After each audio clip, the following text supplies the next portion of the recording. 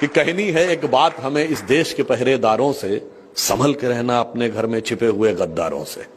भारत में एक इलाका था सिलहट, जो बांग्लादेश में चला गया।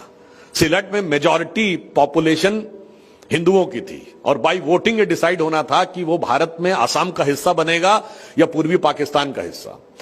वहां पर हिंदू समाज में सबसे बड़ी जाति जो थी वो शेड्यूल कास्ट की एक कम्युनिटी थी, जिसके जोगेंद्रनाथ मंडल ही उसके नेता थे, जो पाकिस्तान के पहले लॉ मिनिस्टर हुए।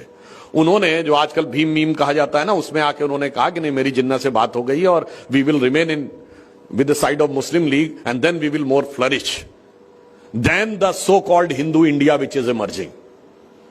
और उन्होंने अपनी जाति का वोट डलवा दिया तो हिंदू वोट डिवाइड हो गया and Sylhet became part of Pakistan.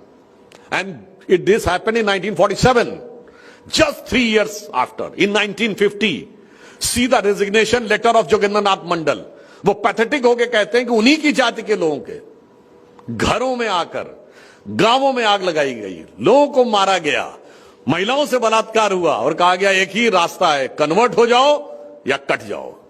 और दुखी होकर वो भारत भाग के आए तो जयचंद से लेके जोगेंद्रनाथ मंडल तक जिसने कट्टरपंथियों का साथ दिया है, उसका हश्र क्या हुआ, इस देश को याद रखना चाहिए।